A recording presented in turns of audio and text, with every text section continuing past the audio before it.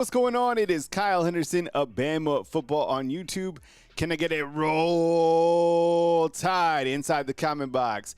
Today, it is Tuesday. It is June 24th. We have so much to talk about today on Bama Football on YouTube. Please get inside the comment box. Let me know where you're watching from. I'll give some shout outs in the morning as we get going. You know, it was a huge day yesterday, huge news day, right? And there was 2 commitments. There's going to be more commitments at the back of the week. This is kind of the summer rain that we are waiting for. And one of these prospects is eventually going to break the levee, right? And that's kind of when all the big dogs start committing. And I think yesterday was still significant. I think the guys that came in, it's not gassing up. I think anytime you get commitments, you understand the staff's thought process on who they want to get in. Is this guy going to be an immediate star? Is this a guy that they have in terms of development? It starts to paint the picture, and you start to see other recruits as well start to go other places. Other schools are going to get theirs.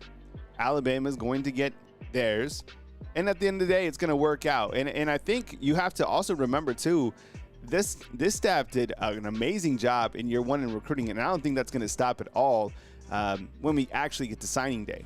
I mean, we're so excited because, you know, we're hungry for the football season, right? So we're grasping onto recruiting, which is fine. But until these guys actually sign, there's still going to be guys who flip-flop and guys who get out of the class. So just enjoy it and enjoy kind of the process of these guys committing and finding out about the new prospects. And I'm sure you've been enjoying your recruiting sites as we continue to move through the month of June. It's already June 24th. I mean, here in 3 weeks, we have SEC Media Days, which is going to be amazing. That's really kind of what I feel is the kickstart to the upcoming season. Here in early July, you got NCAA football dropping, so a ton coming. We're getting through it. Once you get past May and kind of to this back end, we're rolling. So appreciate you guys being here. Thank you so much for rocking with us this morning on Bama Football on YouTube. Today on the show, we're going to start out with some comments from the Florida State quarterback, right? Tommy Castellanos, who I think is about to FAFO, and you know what that stands for, right?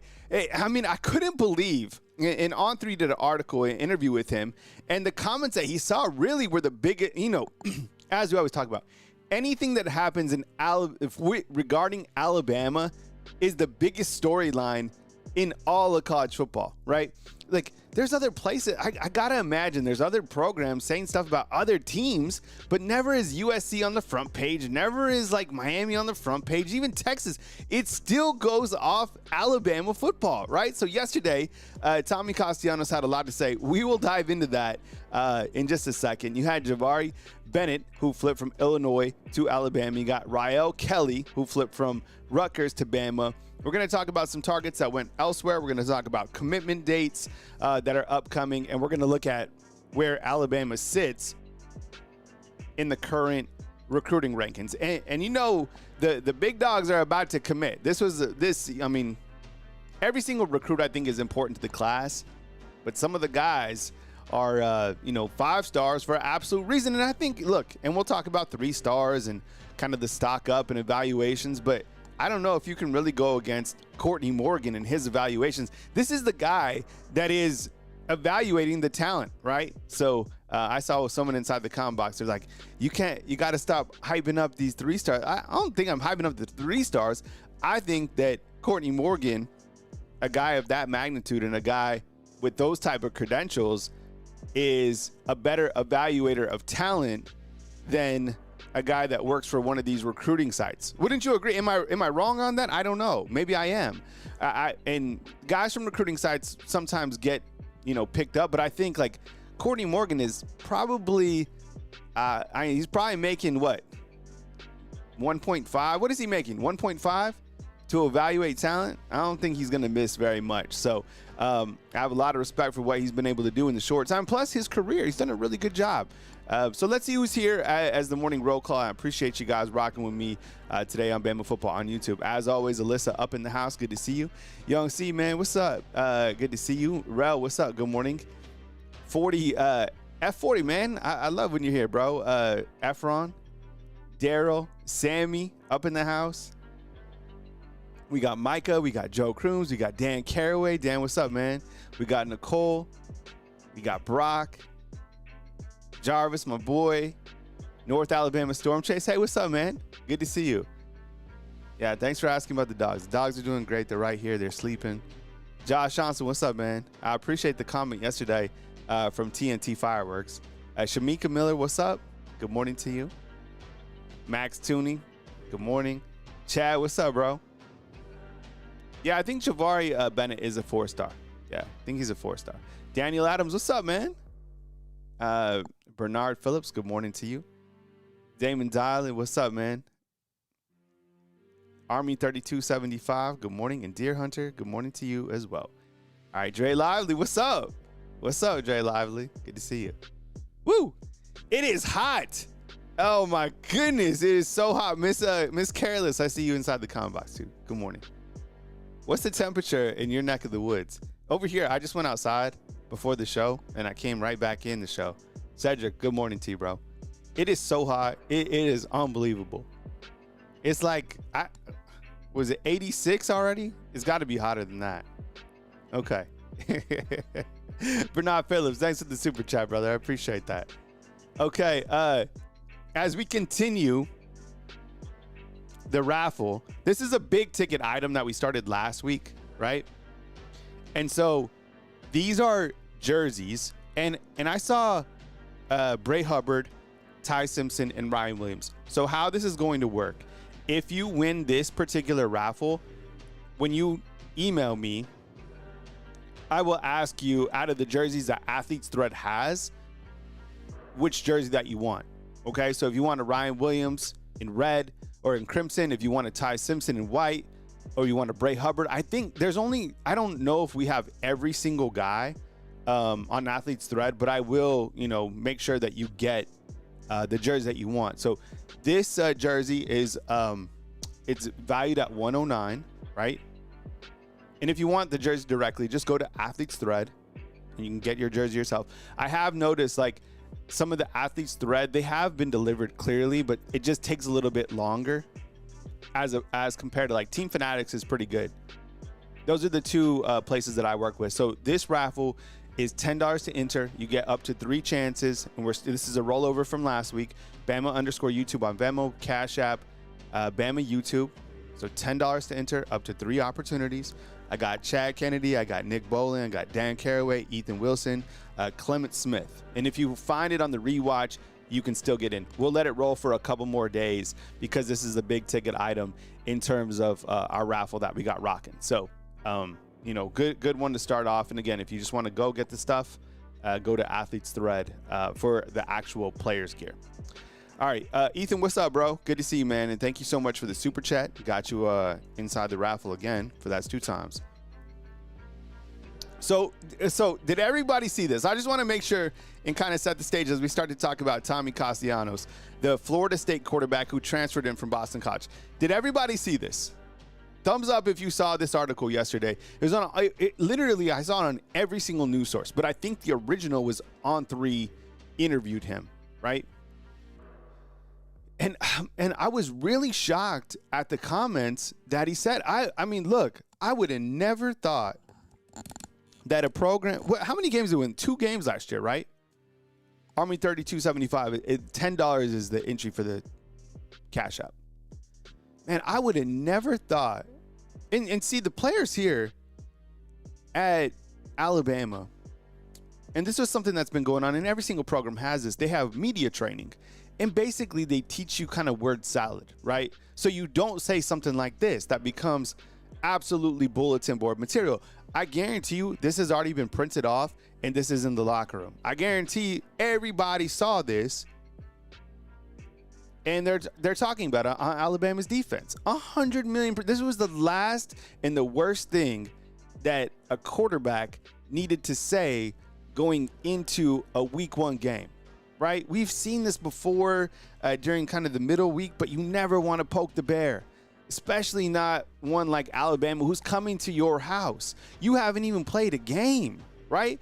And usually the media training, they teach you, they're like, hey, like, you're going to be asked questions like this. You're going to be put in situations like this. it's better to always take the high road and just be like, you know what? We are focusing on ourselves, and that's all we can control, right? Like at the end of the time, like usually the players from Alabama become like robots, right? There's few of them that really can speak their mind, and it really works out that way. It's better, right? You want catchy stuff to talk about like this, but it's better to always take the high road because you come on, you don't know, especially with Alabama football. Oh my goodness, Alabama's almost a two touchdown favorite in Tallahassee. Right? So, look, Tommy Castellanos, he transferred from Boston College, and he's very talented. He, 100%, of course, right? He can move around a little bit. At Boston College, one of the years, he ran for like 1,100 yards, right? He's got a new offensive coordinator in Gus Malzahn. I think he'll be good. I think that he will be better suited to be their quarterback than DJU was, right? Now, the thing is, with him talking about Alabama not having Nick Saban to save them, I just don't see them stopping me. Man, that is wrong on so many levels. And it's like the FAFO. You know what that means, right? And if you're hitting me up with the Cash Apps and the Super Chats, I see them, and I'll read them out later. So I appreciate it. Thank you so much. I just wanted to get to this because, man, especially being the quarterback, you know, sometimes a wide receiver could say something or a defensive, player on defense.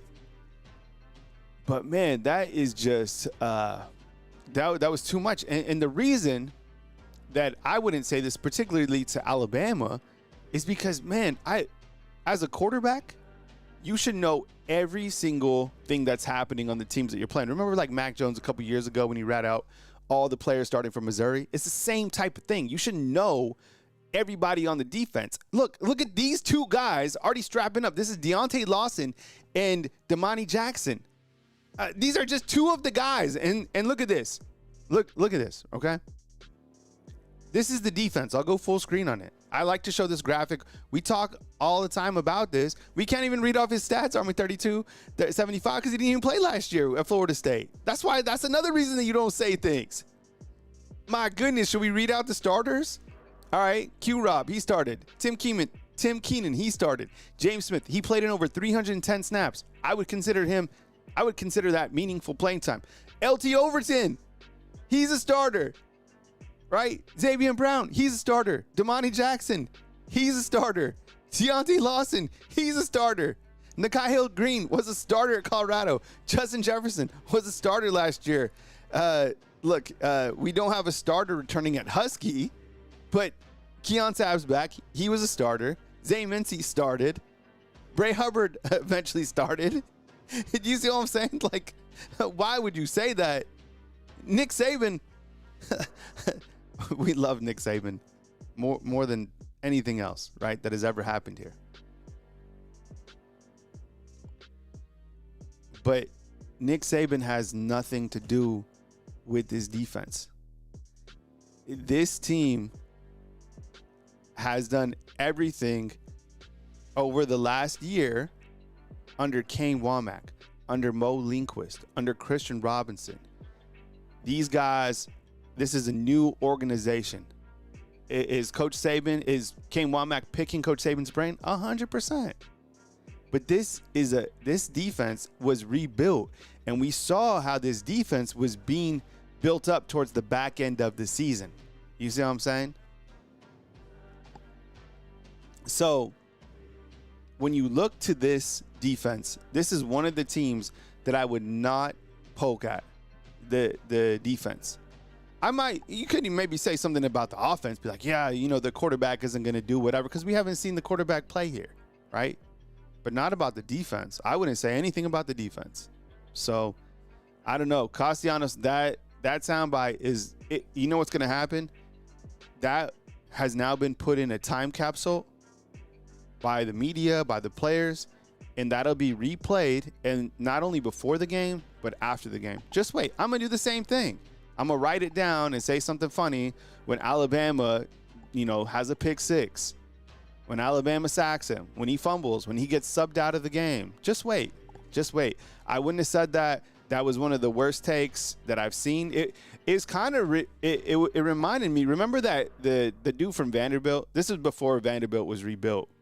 Remember the guy, and he said, Alabama, you're next, and they were 3-0? I went to that game the following week.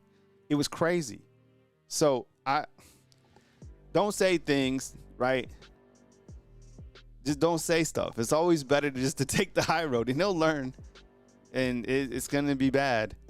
But I wouldn't say anything about the Alabama defense. Not right now. I mean, I just showed you all the starters.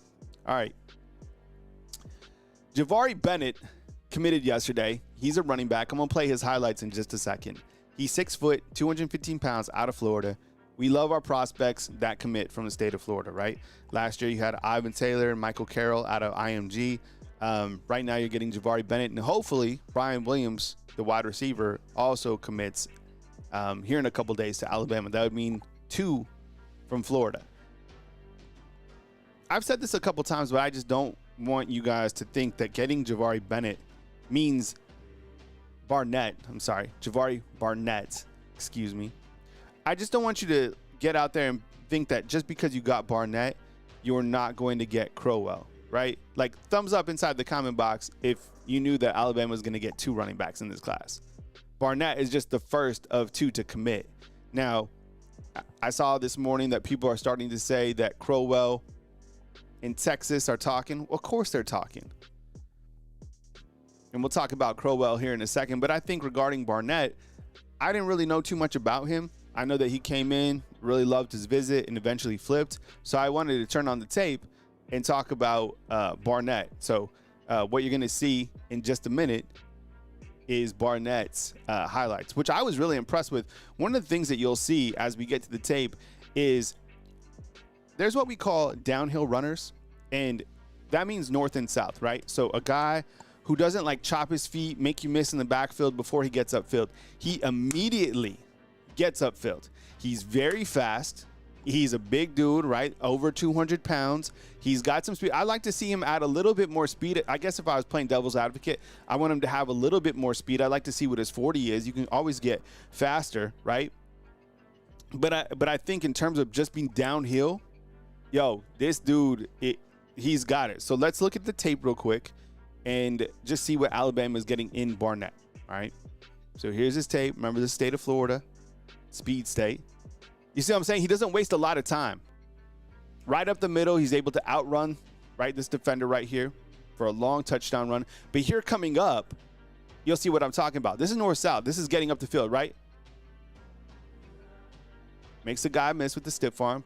Gets the outside. See, I'd like to see him be a little bit faster, but I mean, I think he might be 210 pounds or something like that. A big dude, okay? These are the best clips, I think, like inside kind of the 20, okay? Doesn't dance around. Makes a couple guys miss. Shakes off a tackler. Nope, you're not getting him inside the pylon for a touchdown. Good morning, Southern Red. What's up? I see you inside the comment box. Right here. Do you see that? That's what we want from our running back. So right here is what I'm talking about. This is the type of running back that will flourish in this type of offense. Doesn't waste any time. He gets right up in the middle for a touchdown. Look at this. Zip. That's it. Doesn't have to be complicated. Right? You'll see a similar play right here. All day. Feed him. He's a red zone running back. Yeah, hell yeah. I love that. So before we move on to Ryel Kelly on the defensive side, let's just talk about Javari Barnett real quick. On a scale of 1 to 10, what is your excitement level in terms of adding the 4-star running back out of the state of Florida? So on a scale of 1 to 10, what is your excitement level for adding Javari Barnett? I probably, look, passes the eyeball test for me, and I watched his highlights this morning. This is a fine runner. This guy fits perfectly into the system. One of the things that I like about him is he kind of reminds me of the running backs that we already have on campus. And that's the running backs that Alabama has been going after, kind of the Jam Millers, the AK Deer, the guys that are above 200 pounds that, you know, are tough to take down. Our first tackle. Chance isn't happy. Chance, did you mean 40 or 4? I'd probably say like 7 for me. Quality, right?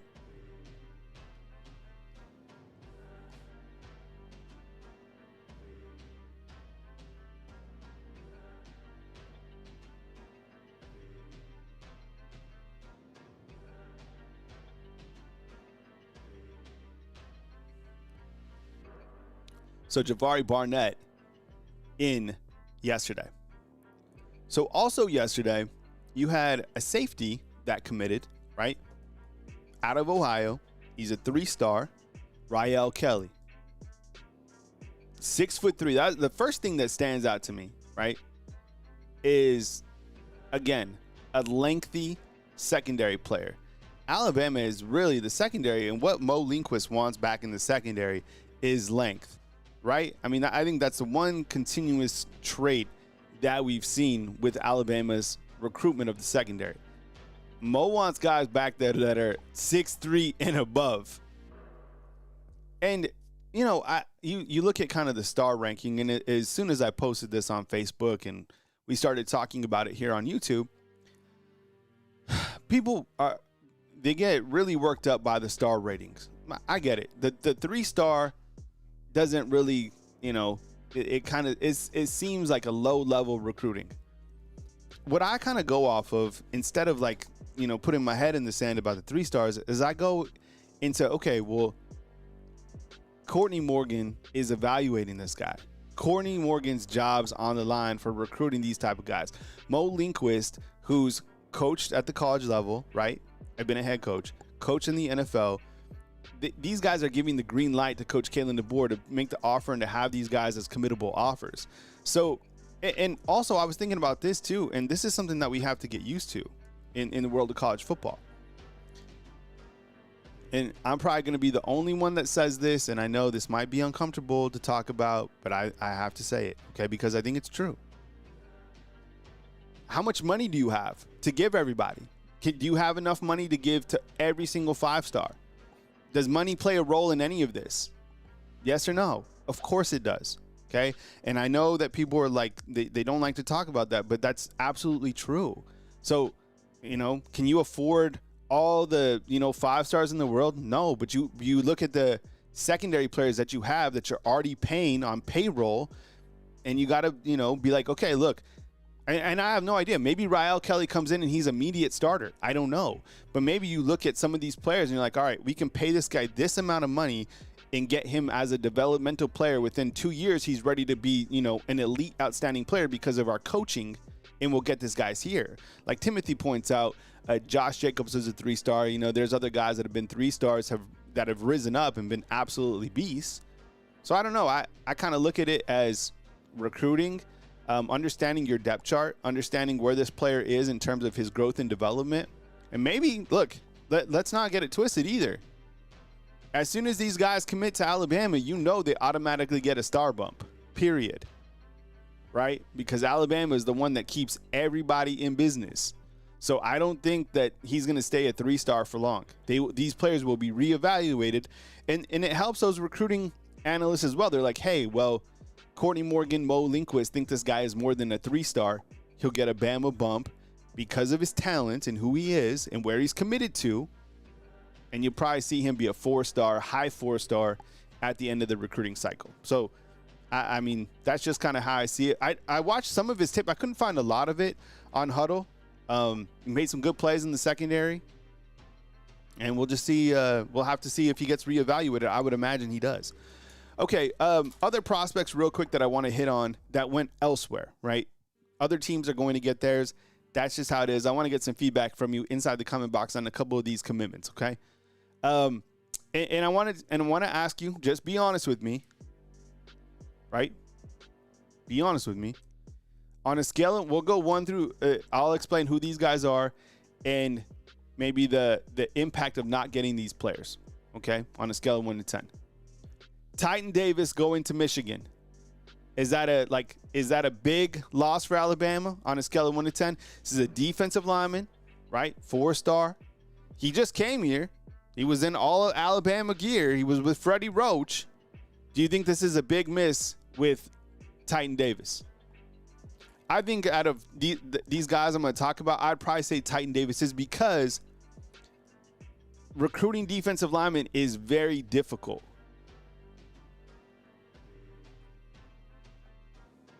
I think Titan Davis is a big one. That's tough. Whoever was going to get him, credit to them. This is a damn good player, all right? Artist formerly known as Sean at Same 5. Okay. I think it's a big miss. I'd probably say like 6 or 7. Not that Alabama like missed on him. It's just whoever was going to get him. Credit to them. This guy's he's solid.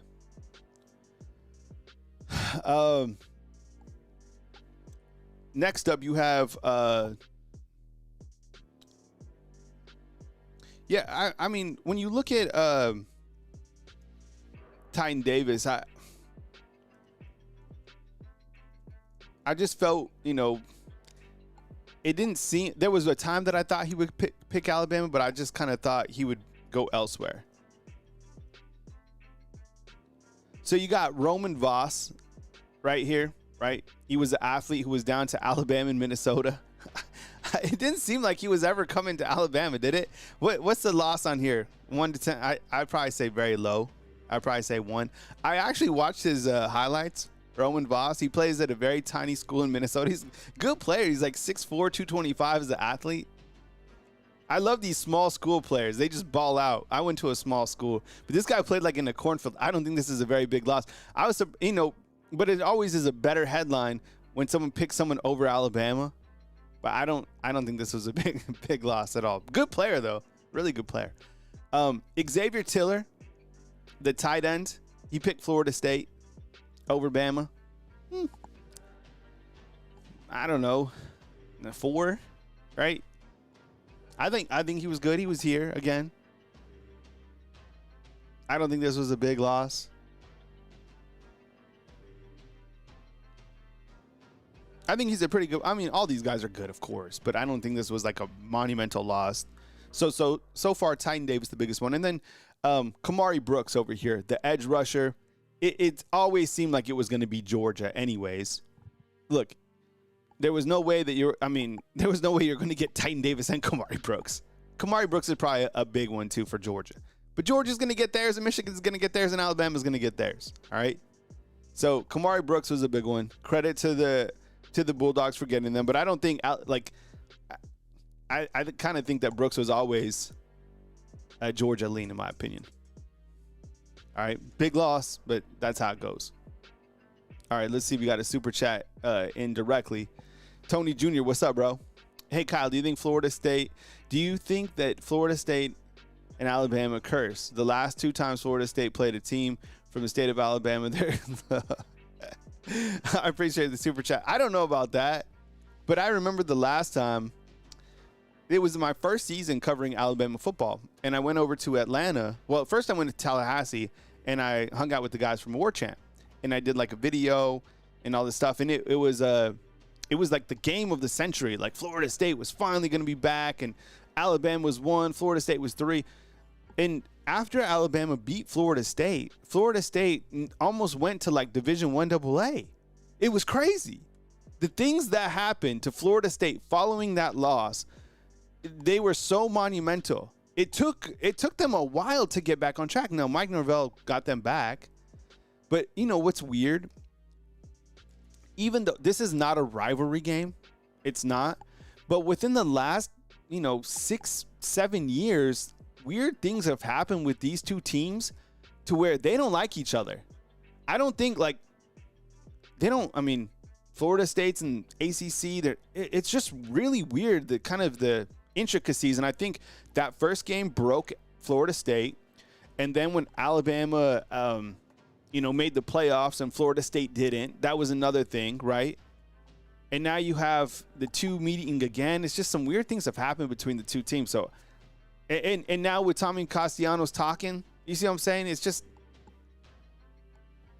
weird energy between the two teams. But I think he shouldn't have said, Tommy Castellanos should have kept quiet on that. I think even War Chant, like their message board was like, why are you saying this?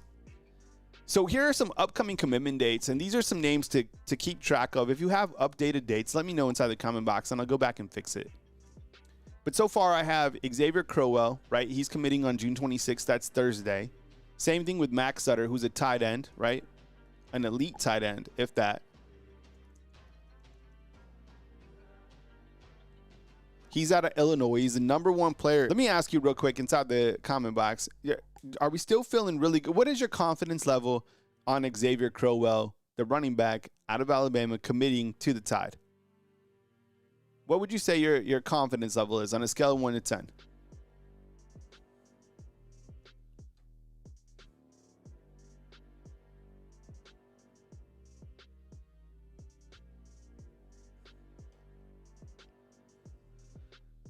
All right, Jarvis says 8. Timothy's at 90%, so we'll give him a 9 out of 10. Chad saying we got to lock up all these guys. Max is saying 9.5. What's up, Quincy? Good to see you, bro. Quincy's saying 1. Yo, Quincy's had some good stuff, so that's a little concerning. I think it would be a gut punch if we don't get Crowell, to be honest. I don't think I'll be able to spin that one or try to. Like that would be a loss. Because he's an in-state guy. He's a talent. Alabama needs running backs after next season. Lynn is at 80%. Okay, like Lynn. Lynn knows. All right, so on the 26. And then Max Sutter. I kind of feel like Max Sutter, it's going to work out to where he's Alabama's tight end. I don't know. I just kind of have a feeling that Sutter commits to Alabama. Right, Daniel? I think that that word usage is right. Okay. Malachi Lee has pushed up his commitment date. Big Hawaiian tackle on June 27th. That's the day after, so that's on Friday. And then you have Owen Cabell, who's committing next Monday. He's the wide receiver out of Nashville, right? He's a 3-star guy, but he's 6'3", 200 pounds, and he runs like a 4.4. I wouldn't be mad about that. Brian Williams, the day after, right? Florida, 6'4" wide receiver. Man, so we could be in for a treat with that June 30th, 1st, 2nd. This is going to be crazy. What if you get all these wide receivers right here? What if you get Owen Cabell, Brian Williams, and Sadarian Morgan in that 3-day sweep? That would turn some frowns upside down. Man, that would be a 6'3" wide receiver, a 6'4" wide receiver, a 6'4" wide receiver. If Sadarian Morgan comes in, man.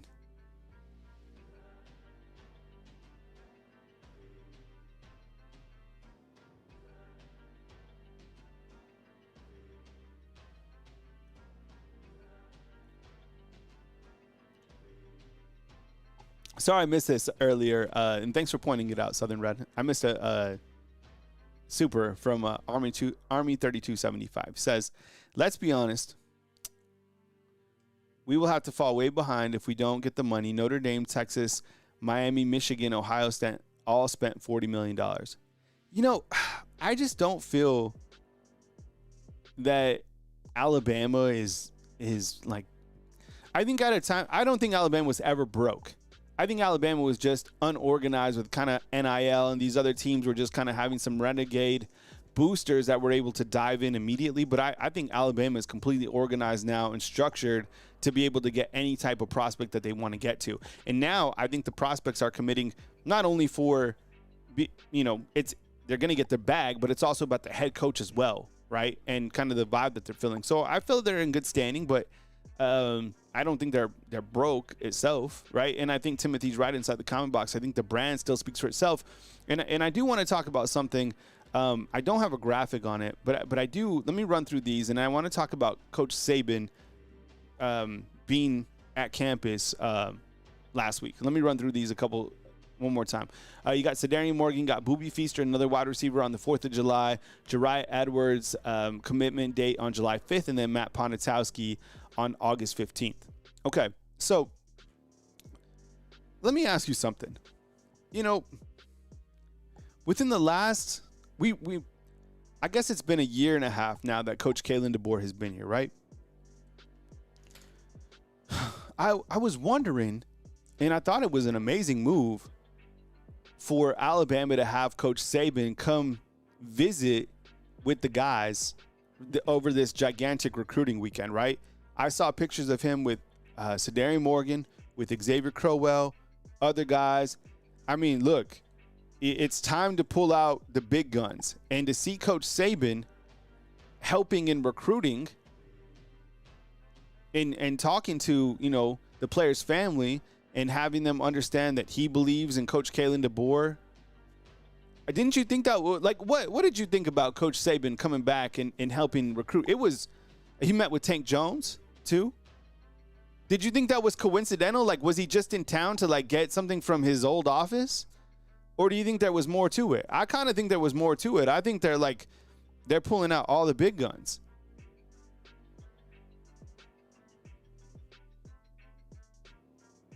Max Tooney says he was filling in for DeBoer, who was at Keelan Russell's sister's funeral.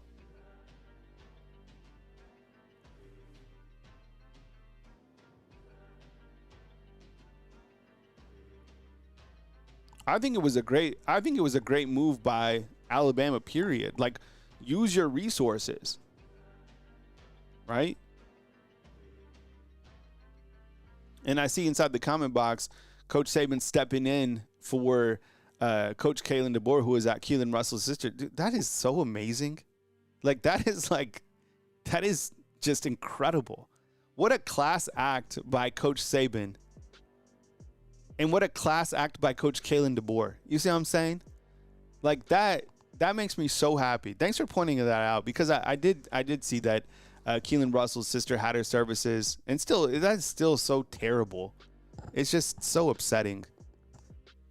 But to be able to have two class act guys, like Coach Kalen DeBoer is going to go support his players, right?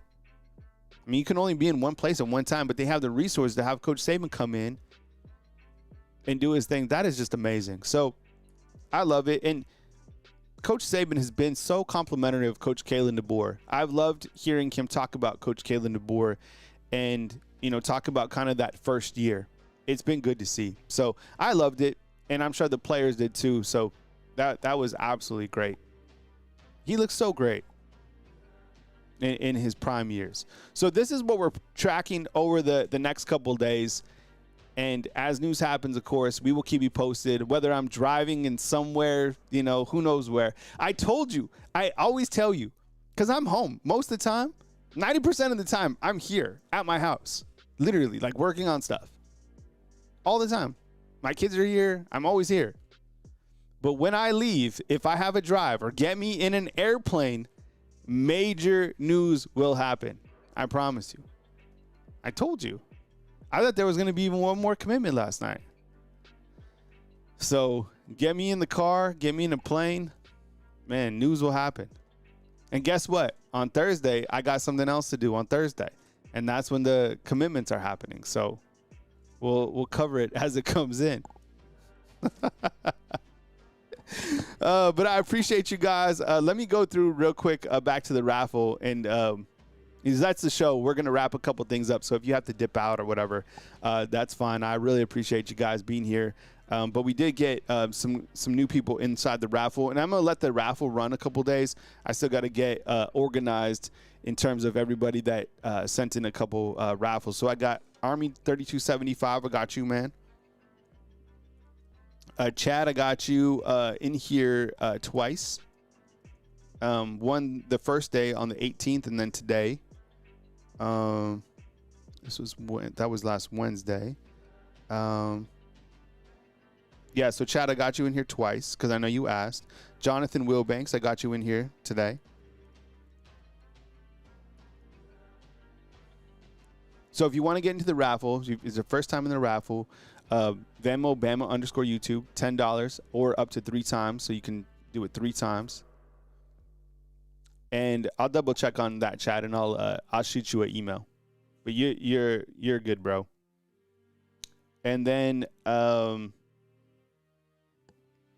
you could Cash App Bama YouTube as well.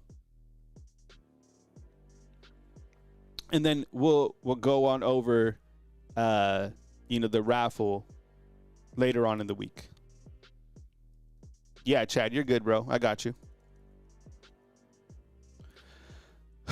So that's where we stand, and how this will work on the raffle. Regarding the raffle, I saw Ryan Williams, Ty Simpson, Bray Hubbard. I don't know if they have a jersey for every single player, but if you win the raffle, you hit me up and I'll ask you which jersey do you want out of the ones that are available, and that's the one that you'll get. Cool. So I appreciate you guys rocking with me this morning. Looks like the back end of this week is going to be absolutely jam-packed. What's up, Chris? Good to see you, man. If you're watching on the rewatch, I appreciate you guys being here. Thank you so much for kicking with me on this fine Tuesday, June 24th. Remember, yesterday I was at TNT Fireworks out at Leeds. Usually I do a video when I'm passing through at Buc-ee's. I did stop at Buc-ee's, but then I went over to TNT Fireworks. And that's where I get my fireworks. Great place to get your fireworks. And they'll work with you on any type of budget. So if you have, whatever, they'll hook you up. If you have $20, they'll hook you up. Oh, I don't know if they have a Keelan Russell jersey. I'll double check, and if they do, I'll add it to the logo tomorrow. Cool. All right, I appreciate you guys. It's a fun show. See? Nothing. Look, I'm at home and there hasn't been any news. Told you. I need to get in the car and go somewhere. What's up, Scott? Appreciate you, bro.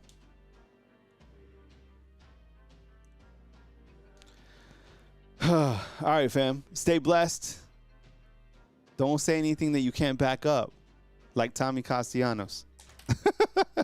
I'll be back right here on Bama Football on YouTube. Thank you so much for being here. Oh, let's see. Jamie's got something. Army, I know you talked about the men's devotional. Taking a little break right now. I was doing so much, but I'll get it fired up again. It's something that I am thinking about.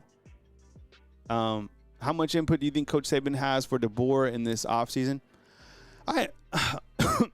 Excuse me. I don't think many. I think that he's probably there. I think a good mentor doesn't press. I think a good mentor is somebody that's there to listen, right? And I think Coach Kalen DeBoer, if he has anything that he needs to talk about, I'm sure that Coach Saban's phone's always on, but I think Coach Saban's done an amazing job distancing himself and letting Coach Kalen DeBoer take over the program, run the organization without doing, without kind of pressing, because it's not his anymore. He walked away gracefully. And honestly, it really warms my heart to hear that he stepped in when Coach Kalen DeBoer had to be with his team. That's amazing. That's grown men stuff. So I love hearing about that. So I appreciate that. Very good. And it is that, look, that's, what a hell of a backup to come in.